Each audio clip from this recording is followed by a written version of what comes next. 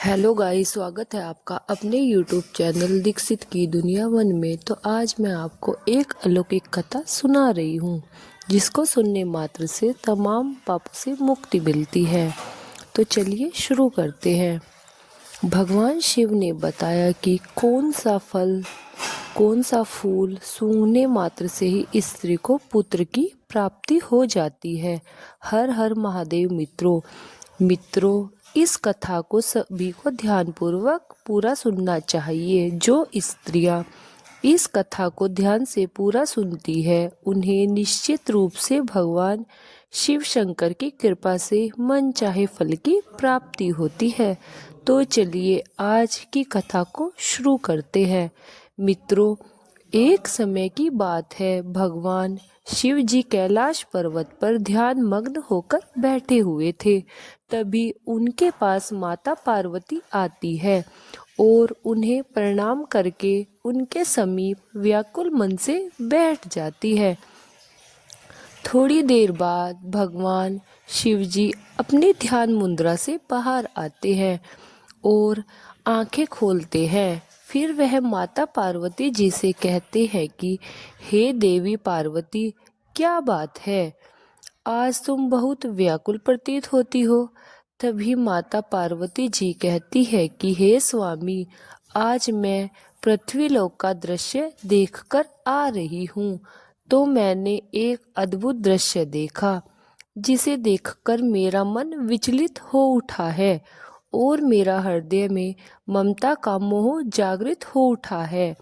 माता पार्वती जी की यह बात सुनकर भगवान शिवजी बोले, हे देवी, आज आपने पृथ्वी पर ऐसा कौन सा दृश्य देख लिया है जिसे देखकर आपका मन व्याकुल हो उठा है? आप हमें निसंकोच होकर बतलाइए। तभी माता पार्वती जी कहती है कि हे नाथ, पृथ्वी लोक पर उज्जैन नगर में आपका एक अत्यंत सुंदर मंदिर है। उस मंदिर में आपकी पूजा के लिए लाखों भक्त आते हैं। हे प्रभु, उस मंदिर में मैंने देखा है एक स्त्री पुत्र की प्राप्ति की पूजा कर रही थी और जोर जोर से विलाप करती रहती है। ऐसा दृश्य देखकर मेरा हृदय करुणा से भर गया है। हे प्रभु, जिन माता पिता की कोई ऐसी संतान नहीं है, जिनकी गोद में एक भी पुत्र के बिना सूनी है, ऐसे माता पिता की गोद कैसे भरी जा सकती है और किस प्रकार से उन्हें पुत्र की प्राप्ति होती है? हे प्रभु, कृपया कर आप मेरे इस प्रश्न का उत्तर देकर मेरे इस व्याकुल मन को शांत कीजिए। मित्रों, माता पार्वती जी का प्रश्न सुनकर भगवान शिव जी कहते हैं कि हे देवी, आज आपने संसार की माताओं के कल्याण के लिए अत्यंत ही सुंदर प्रश्न किया है। हे देवी, आज मैं तुम्हें एक ऐसी अद्भुत फूल के बारे में बताऊंगा जिससे सूंघने मात्र से ही स्त्री को पुत्र की प्राप्ति हो जाती है। तभी माता पार्वती जी कहती है कि हे प्रभु, वह कौन सा फूल है जिसे सूंघने मात्र से ही निसंतान माता को संतान की प्राप्ति हो जाती है और उस फूल को किस प्रकार से प्राप्त किया जा सकता है? तभी भगवान शिवजी कहते हैं कि हे देवी, यह सब जानकारी मैं तुम्हें एक छोटी सी कथा के माध्यम से देना चाहता हूँ, जिसे सुनने के आपको अपने प्रश्न का उत्तर मिल जाएगा। मित्रों, कथा प्रारंभ करने से पहले आप सभी से निवेदन है कि आप इस कथा को प्रारंभ से अंत तक अवश्य सुने, तभी आपको इस कथा को सुनने का लाभ प्राप्त होगा। मित्रों, मैं आदि शक्ति माता पार्वती जी से प्रार्थना करती हूँ कि जो भी लोग इस कथा का श्रवण कर रहे हैं, आप उनके सभी मनोकामनाओं को पूर्ण कीजिए उन सभी पर अपनी कृपा दृष्टि बनाए रखिए। मित्रों, भगवान शिव जी प्रारंभ करते हुए कहते हैं कि हे देवी, प्राचीन काल की बात है। एक गांव में मोहन नाम का एक किसान रहता था। उस किसान की 3 बेटियां थी।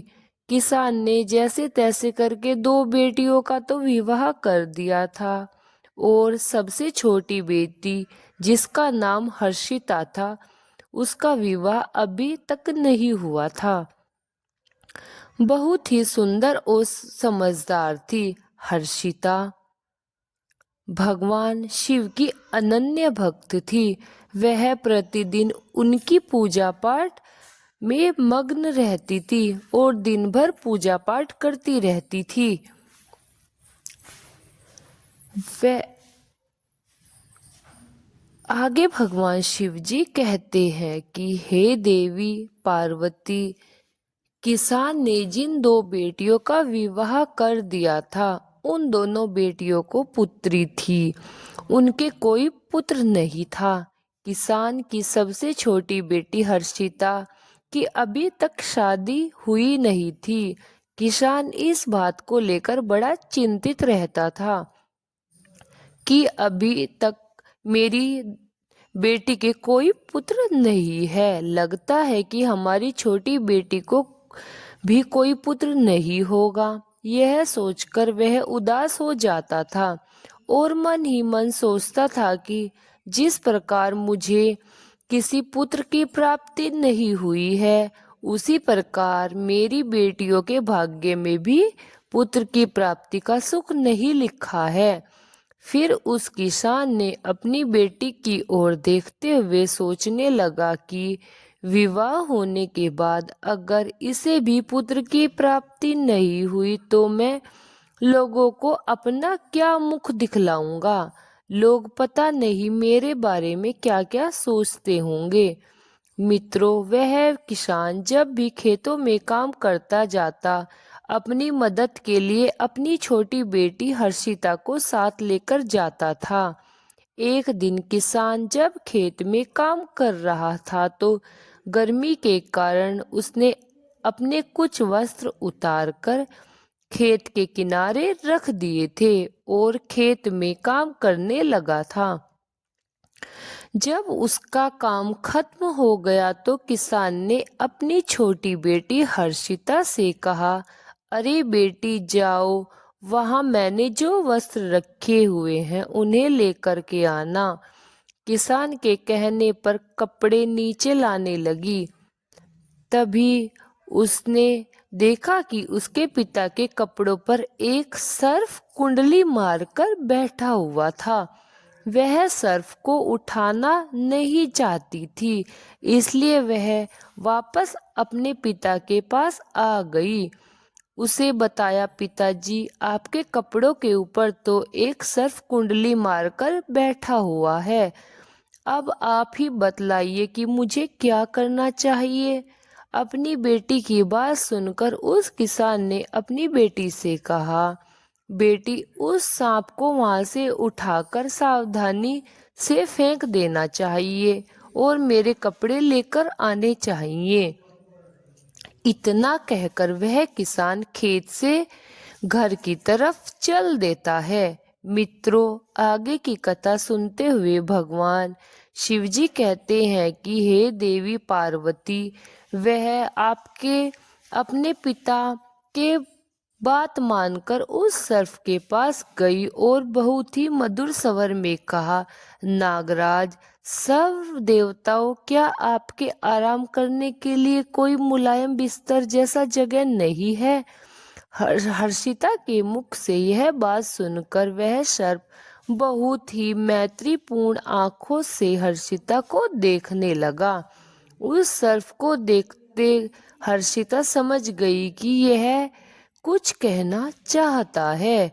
फिर वह उस सर्प के भाव को समझ गई और उसके लिए घास फूस इकट्ठा करके एक आसन बिछा दिया। उसके ऊपर उस सर्प को बैठा दिया और फिर उस सर्प से कहा, हे नागराज, अब आप इस मुलायम जगह पर विश्राम कीजिए। इतना कहकर किसान की बेटी अपने पिता के वस्त्र लेकर घर की ओर जाने लगी।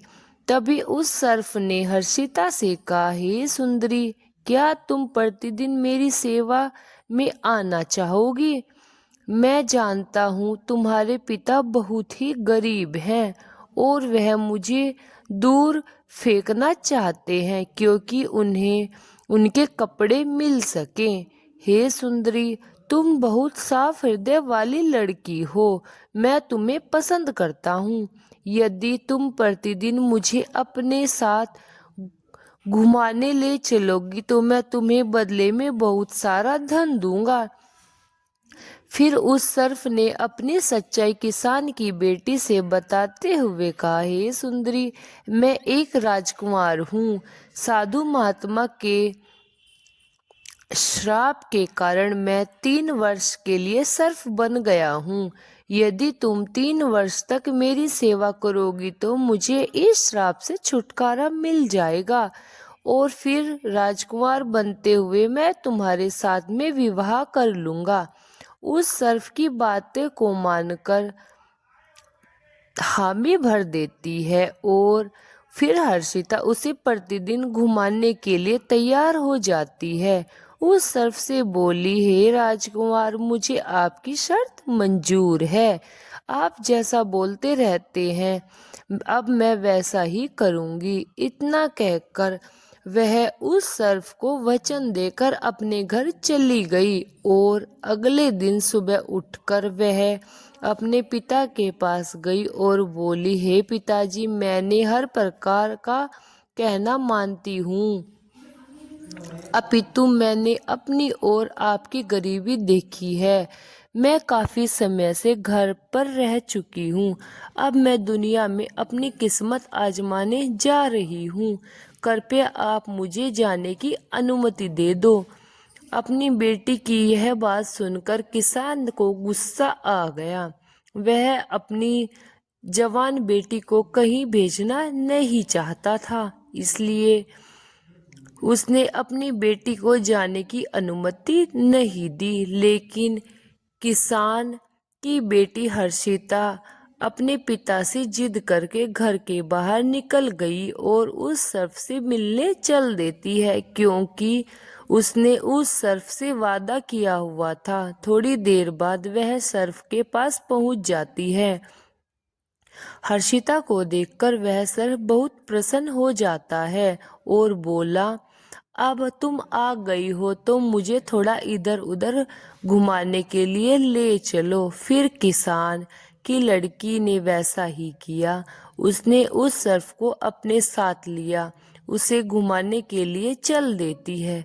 उस सर्प को घुमाने के बाद जब वह उसे लेकर वापस जंगल में जाती है तो वह देखती है कि उसके सामने एक शानदार महल जंगल में अचानक से प्रकट हो जाता है। उस महल में एक बड़ा सा कमरा था जिसमें एक बड़ी मेज थी जो तरह तरह के खाने के व्यंजनों से सजी हुई थी।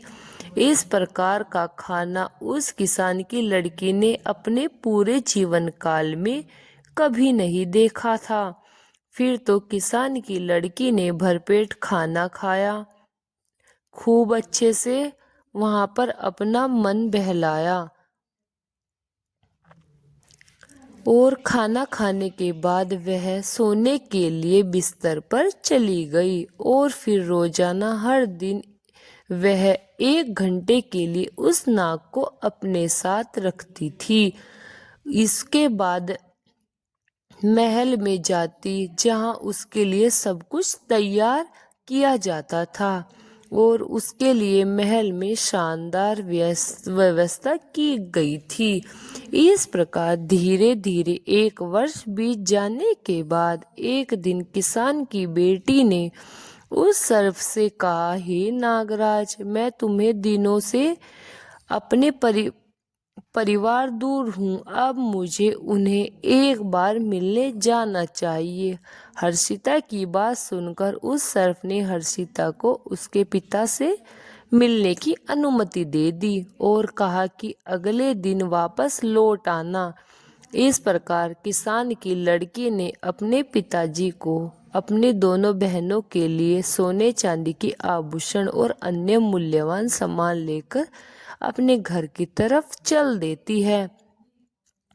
कुछ समय बाद जब वह इतना सारा धन लेकर अपने पिता के पास पहुंचती है तो उसके पिता को उसकी बहनों इतना सारा धन देखकर आश्चर्यचकित रह गई और वह सब जानना चाहते थे कि इतना सारा धन इसे कहाँ से प्राप्त हुआ है, इतना मालिक कौन है। लेकिन उस लड़की ने उन्हें कुछ भी नहीं बताया क्योंकि उस सर्प ने हर्षिता को यह बात बताने से मना की हुई थी। मित्रों, किसान ने सच्चाई जानने के लिए हर्षिता से कई बार पूछा, लेकिन हर्षिता ने अपने पिताजी को कुछ नहीं बताना चाहा। तभी किसान को क्रोध आ गया और उसने विमला को बहुत मारा पीटा। इतना मार खाने के बाद भी हर्षिता ने कुछ नहीं बताया। अगले दिन सुबह होते ही हर्षिता उस सर्प के पास वापस जंगल में चली गई और फिर उस सर्प को हर दिन 1 या 2 घंटे घुमाने ले जाया करती थी।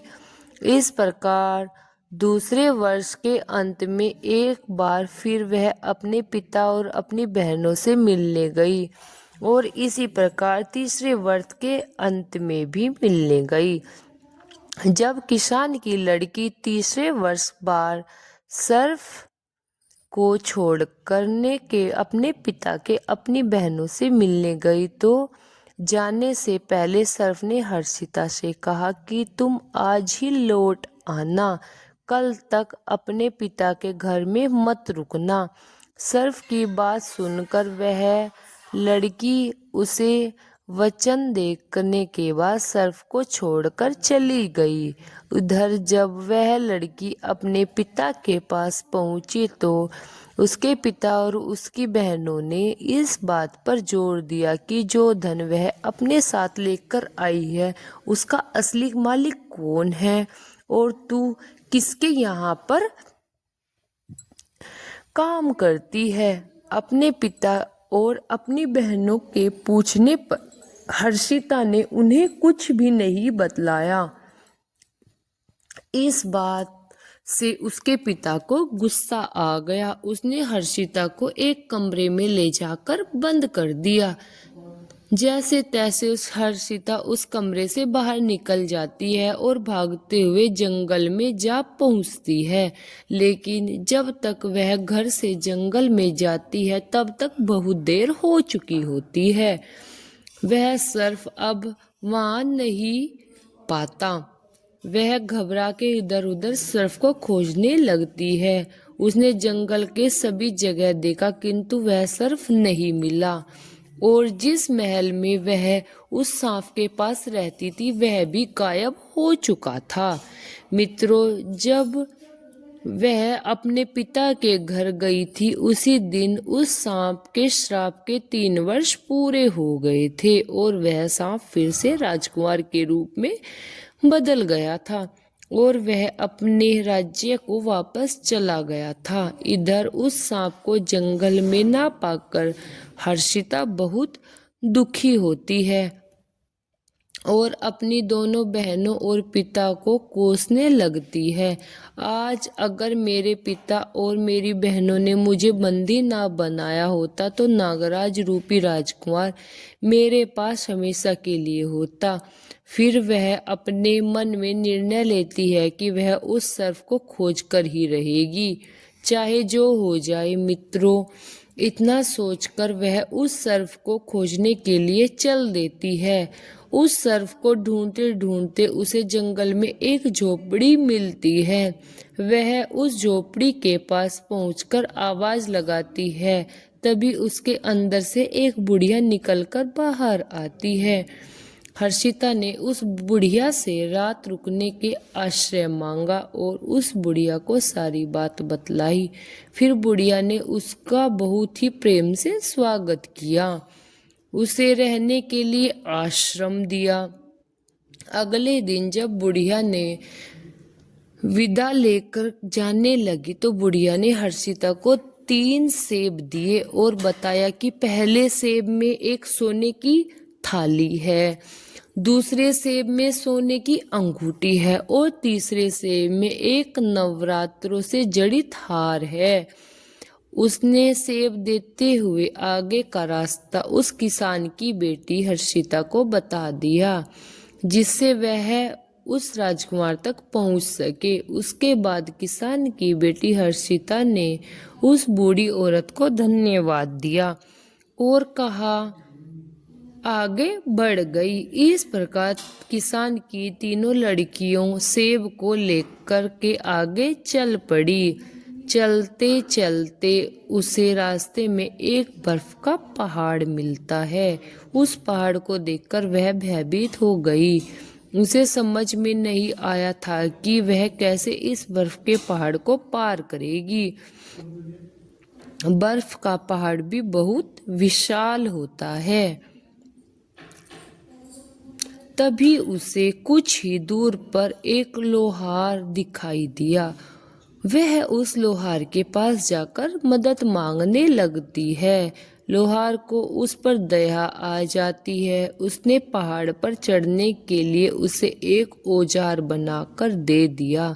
औजार के सहारे उसने पहाड़ को पार कर लिया। मित्रों, पहाड़ पार करते ही हर्षिता को एक अत्यंत ही सुंदर राज्य दिखाई दिया, जहाँ पर वह राजकुमार रहता था। मित्रों, यह उसी राजकुमार का राज्य था जो श्राप के कारण सर्प बना हुआ था, जिसे हर्षिता प्रतिदिन जंगल में घुमाने के लिए ले जाया करती थी। इधर उधर वह राजकुमार जो था पहले ही विवाहित था।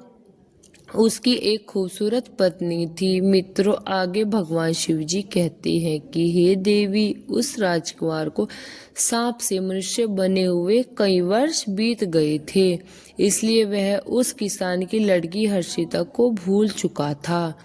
उस राजकुमार की कोई संतान भी नहीं थी, लेकिन उसकी जो पत्नी थी वह सारी संपत्ति अपने परिवार वालों को दिलवाना चाहती थी, क्योंकि उसे राजकुमार से ज्यादा अपने घर परिवार वालों से मोह था। इधर राजकुमार भी पुत्र को न होने से बहुत ज्यादा चिंतित रहता था। जब किसान की बेटी को यह सब बातें पता चली तो वह सूत काटने वाली को वेश धारण करके महल के अंदर चली गई और रानी को से काम मांगने लगी। रानी ने यह सोचा उसे काम दे दिया तो यह सूत काटने वाली है और रोजाना महल में रहकर हमारे लिए मखमल के बिस्तर बना दिया करेगी। मित्रों, फिर वह रानी हर्षिता को महल में काम पर रख लेती है। काम मिलने के बाद हर्षिता ने पहले दिन वाला सेब फोड़ा जो उस बुढ़िया औरत ने उसको दिया था। जैसे ही उसने उस सेब को फोड़ा, उसमें से एक सोने की थाली निकली। जब रानी ने उस थाली को देखा तो वह उस थाली को बहुत पसंद आ गई। रानी ने हर्षिता से कहा कि हे दासी, मैं तुम्हारी यह थाली तुमसे खरीदना चाहती हूँ। रानी की बात सुनकर हर्षिता ने कहा, रानी साहिबा, यह थाली मैं आपको एक ही शर्त पर दे सकती हूँ। यदि आपको मेरी शर्त मंजूर हो तो बतलाइए। तभी रानी ने हर्षिता से पूछा, हे दासी, तुम्हारी क्या शर्त है, बताओ मुझे। तो हर्षिता ने अपनी शर्त बताते हुए कहा, रानी साहिबा, अगर आप मुझे एक रात के लिए अपने पति के साथ सोने देगी तो मैं यह थाली आपको दे दूंगी। आप मुझे क्षमा करें, किंतु मेरी यही शर्त है। रानी ने हर्षिता की बात मान ली, क्योंकि उसे वह सोने की थाली बहुत पसंद थी। फिर क्या था मित्रों, जैसे ही शाम हुई रानी ने राजा को नींद की औषधि दे दी और इस प्रकार से राजा को गहरी नींद आ गई और वह सो गया था। फिर राजा के सो जाने के बाद रानी किसान की लड़की को राजा के शयन कक्ष में ले गई और राजा के पास छोड़ चली गई। इधर किसान की लड़की राजा के समीप जाकर बिस्तर पर बैठ गई और फूट फूट कर रोने लगी और कहने लगी कि हे राजकुमार, आपने मेरे साथ क्यों छल किया? मैंने 3 साल तक आपकी सेवा की है। आपकी वजह से मुझे अपने पिता और बहनों से मार और कठोर शब्द सुनने को मिले हैं। मुझे तथा बर्फ के पहाड़ों पर चढ़कर तुम्हारे पास आना पड़ा। तुम मेरे यहाँ उपकार कैसे भूल सकते हो? आपने मुझसे शादी का वादा किया था। आपने तो अपने वादे को तोड़ दिया है और अपनी पत्नी के साथ इस महल में सुखपूर्वक जीवन व्यतीत कर रहे हो। आपने मेरा व्याकुल भी इंतजार नहीं किया। बस मैं तो आपने ही वाली थी। राजकुमार नींद में था क्योंकि रानी ने उसको नींद की औषधि खाने में मिलाकर खिला दी थी ताकि वह उस किसान की लड़की से बात ना कर सके। इस प्रकार से लड़की अपनी बात बोलती रहती है मगर राजकुमार सोता रहता है और किसी भी बात का कोई जवाब नहीं देता है। किसान की लड़की ने सोचा कि राजकुमार मेरी बात को सुन रहे हैं लेकिन कोई जवाब नहीं दे रहे हैं और इस प्रकार राजकुमार से बात करते करते सुबह हो गई। सुबह होते ही रानी राजकुमार के कक्ष में गई और हर्षिता को शयन कक्ष से बाहर ले गई। मित्रों, राजा इतनी गहरी नींद में था कि उसे कुछ भी समझ नहीं आया। अगले दिन हर्षिता ने दुखी होकर दूसरा सेब लिया और उसे फोड़ा तो उसमें से हीरो की अंगूठी निकली जो देखने में बहुत ही सुंदर थी। जब रानी ने उस अंगूठी को देखा तो उसके मन में लालच आ गया। उसने हर्षिता से उसे बेचने के लिए कहा। तभी हर्षिता ने फिर से रानी के सामने वही शर्त रखी जो उसने पहले रखी हुई थी। रानी ने हर्षिता की शर्त फिर मान ली और उसे ले जाकर राजकुमार के कक्ष में छोड़ दिया। सब कुछ पहली रात की तरह ही हुआ। राजकुमार नींद की औषधि खाने की वजह से गहरी नींद में सो रहा था क्योंकि रानी ने दूसरी रात भी राजकुमार को नींद की दवा खाने में मिलाकर खिला दी थी। किसान की बेटी फिर से राजकुमार के सामने अपना वही वृतांत सुनाने लगी और जोर जोर से रोने लगी। इस प्रकार राजकुमार का प्रधान सेवक किसान की बेटी की यह सब बात चुपचाप सुन रहा था। अगले दिन जब सुबह हुई तो राजकुमार के प्रधान सेवक ने राजकुमार को रात में उसके साथ जो हुआ सारे किस्से को सुना दिया। यह बात सुनकर राजकुमार को बहुत आश्चर्य हुआ। उसने अपना किया हुआ वादा याद आ गया। फिर राजकुमार ने सोचा कि मुझसे मिलना चाहिए। मित्रों, इधर सुबह होते ही रानी हर्षिता को अपने साथ लेकर अपने कक्ष में चली गई। थोड़ी देर बाद हर्षिता ने उस बुढ़िया औरत के द्वार दिया हुआ तीसरा सेब फोड़ा तो उसमें से चमचमाता हुआ रत्नों से जड़ित हार निकला।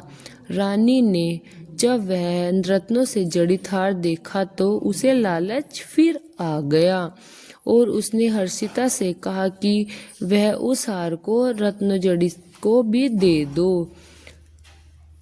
इस प्रकार रात की तरह राजा के साथ सोने देगी। रानी की यह बात हर्षिता मान गई। जब शाम हुई तो रानी ने राजकुमार के लिए खाना परोसा, लेकिन इस बार राजा ने खाना नहीं खाया क्योंकि राजा को पता चल चुका था कि इस खाने में नींद की औषधि मिली हुई है। राजा ने खाना खाने का नाटक किया ताकि रानी को उस पर कोई शक ना हो। इसके बाद राजा उठकर अपने शयन कक्ष में चला गया और चुपचाप नाटक करके लेट गया था। थोड़ी देर बाद रानी हर्षिता को अपने साथ राजकुमार के शयन कक्ष में लेकर आई और उसे छोड़कर चली गई। हर्षिता उदास होकर के राजा के बिस्तर के पास में बैठ गई और वहीं पर खड़ी होकर रोने लगी और कहने लगी कि हे राजकुमार, आपने मेरे साथ ऐसा क्यों किया? मैंने तो 3 वर्षों तक निस्वार्थ भाव से आपकी सेवा की थी। मुझे अपने पिता और बहनों से मार और कठोर शब्द अब भी मिलते थे। आपने मिलने के लिए मुझे बर्फ के पहाड़ पर उतरना पड़ा, साथ ही आपको ढूंढने के लिए जंगलों में इधर उधर भटकना भी पड़ा। आप सब कैसे कुछ भूल सकते हो? आप यहाँ अपनी पत्नी के साथ महल में सुखपूर्वक जीवन व्यतीत कर रहे हो, अब मेरा क्या होगा?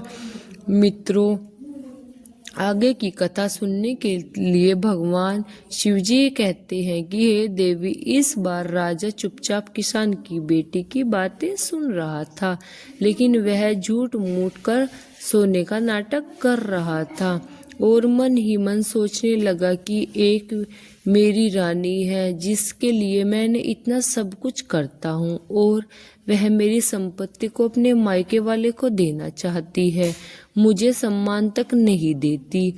यह लड़की जो अपने प्रेम को ढूंढते हुए यहाँ तक चली आई और जब से मैं सर्फ के रूप में था तो इसने लोगों की परवाह ना करते हुए मेरी दिन रात सेवा की। मित्रों, यह सब सोचकर राजकुमार ने अपनी आंखें खोली और हर्षिता को गले से लगा लिया और उसे दरबार में ले जाकर सबके सामने पत्नी रूप में स्वीकार किया और उसके बाद किसान की बेटी हर्षिता से पूरे विधि विधान से विवाह किया और खुशहाल जीवन व्यतीत करने लगा।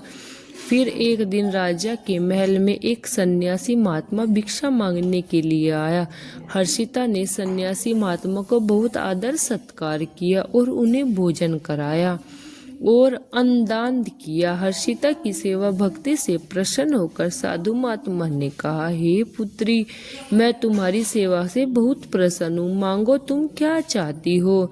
तभी हर्षिता ने हाथ जोड़ते हुए कहा, हे महात्मा जी, भगवान की कृपा से मेरे सब कुछ है, किंतु फिर भी मैं आपसे कुछ देना चाहती हूँ। अगर आप मुझे फिर भी कुछ देना चाहते हो तो पुत्र की प्राप्ति का शुभ आशीर्वाद दीजिए। हर्षिता के पूछते हुए साधु महात्मा ने कहा, हे पुत्री, तुम चिंता मत करो, आज मैं तुम्हें एक ऐसा फूल देता हूँ, फूल के बारे में भी बताता हूँ, जिसे सूंघने मात्र से स्त्री को पुत्र की प्राप्ति हो जाती है। आगे सन्यासी महात्मा जी ने कहा, हे पुत्री, इस फूल को जो भी स्त्री मासिक धर्म पूरा होने के बाद में सूंघ लेती है और सूंघने के बाद अपने पति के साथ मिलन करती है वह और गर्भ धारण करती है, उसे निश्चित ही एक गुणवान और भाग्यवान पुत्र की प्राप्ति होती है। आगे साधु महात्मा ने किसान की बेटी से कहा, हे बेटी, बगीचे के पूर्व दिशा में धतूरे का एक पेड़ है, उसमें धतूरे के फूल लगे हुए हैं जो भगवान शिव जी को अत्यंत प्रिय हैं। तुम सुबह सुबह ब्रह्म मुहूर्त में उठकर स्नान ध्यान करने के बाद उस फूल को तोड़कर भगवान शिव जी को ये शिवलिंग पर चढ़ा देना। शिवलिंग पर चढ़ाने के बाद तुम उसे अपने साथ ले आना और अपने पति से मिलने से पहले उस फूल को सूंघ लेना। इसके बाद तुम उसके साथ संबंध स्थापित करना। ऐसा करने से तुम्हें अवश्य ही पुत्र की प्राप्ति होगी। इतना कहकर वह साधु महात्मा वहां से चले जाते हैं। मित्रों, यह बात उस किसान की बेटी ने राजा को बतलाई। राजा का यह सुनकर बहुत प्रसन्न हुए। कुछ दिनों बाद हर्षिता को मासिक धर्म की पीड़ा हुई। उसके बाद वह मासिक धर्म से निवृत्त होकर स्वच्छ होने के बाद में धतूरे के फूल को तोड़कर भगवान शिव जी के शिवलिंग पर अर्पित कर देती है। इसके बाद घर लाकर उस फूल को सूंघ लेती है और राजा के साथ संबंध स्थापित करती है और फिर वह गर्भ धारण करती है। उसके गर्भकाल में का समय पूरा हुआ तो विमला ने एक तेजस्वी और गुणवान पुत्र को जन्म दिया। पुत्र प्राप्ति की खुशी में राजा ने सारे राज्य में मिठाई बांटी और गरीबों को दान दिया। हर्षिता ने